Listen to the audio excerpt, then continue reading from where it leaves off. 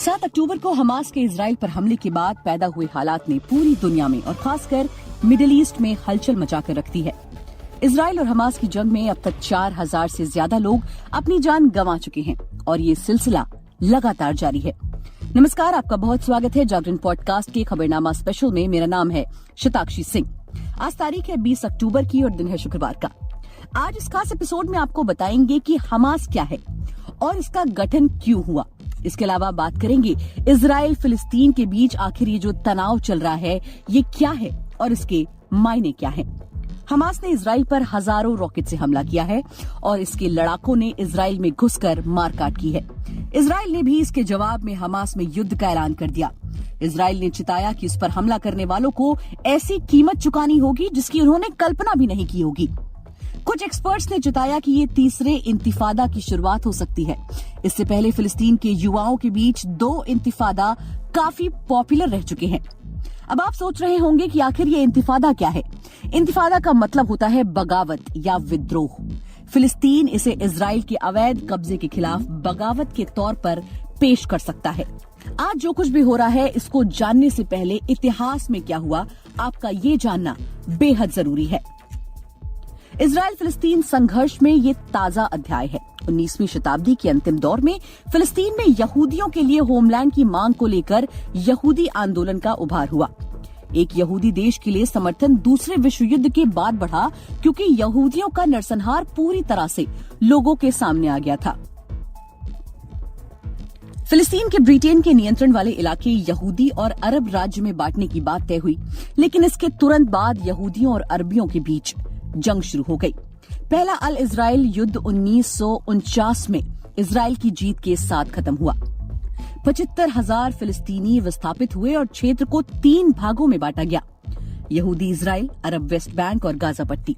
हालांकि इससे संघर्ष खत्म नहीं हुआ और आज तक जारी है।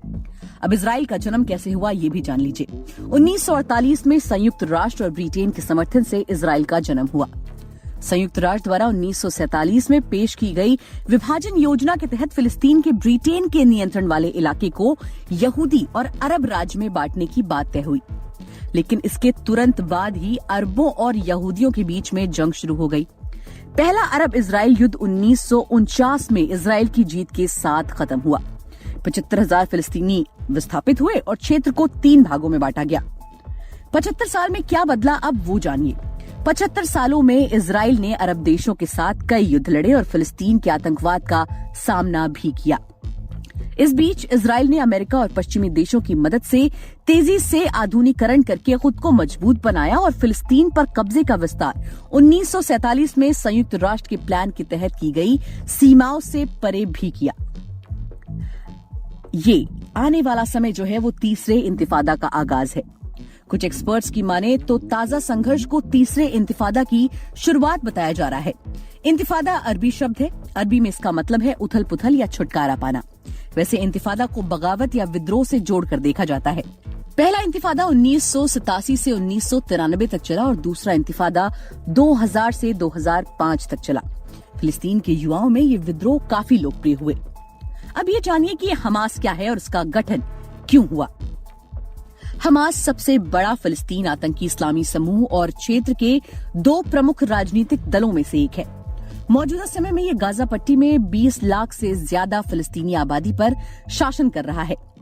हमास इजराइल के खिलाफ सशस्त्र प्रतिरोध के लिए भी जाना जाता है। हमास का गठन 1980 के आखिरी दौर में पहले फिलिस्तीन इंतिफादा की शुरुआत के बाद हुआ था। पहला इंतिफादा वेस्ट बैंक और गाजा पट्टी पर इजराइल के कब्जे के खिलाफ शुरू हुआ था। इजराइल, अमेरिका, यूरोपीय संघ, कनाडा, मिस्र और जापान ने हमास को आतंकी संगठन के तौर पर नामित किया है।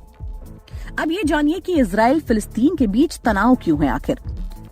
सबसे पहले विश्व युद्ध के बाद मिडिल ईस्ट में आटोम साम्राज्य के खत्म होने के बाद इस इलाके पर ब्रिटेन का कब्जा हुआ। यहाँ अधिकतर यहूदी और अरब समुदाय के लोग रहते थे। दोनों में तनाव बढ़ा। इसके बाद ब्रिटेन ने यहाँ यहूदियों के लिए फिलिस्तीन में अलग जमीन बनाने की बात की। यहूदी इस इलाके को अपने पूर्वजों की जमीन मानते हैं, वहीं अरब समुदाय भी इस पर दावा करता है। ऐसे में तनाव बढ़ने लगा है। 1947 में संयुक्त राष्ट्र ने फिलिस्तीन को 2 हिस्सों में बांटने के फैसले पर मुहर लगाई, एक हिस्सा यहूदियों का और दूसरा अरब समुदाय का। अरब के विरोध के बीच 14 मई 1948 को यहूदी नेताओं ने इजराइल राष्ट्र के गठन का ऐलान किया। इसके तुरंत बाद पहला अरब इजराइल युद्ध हुआ।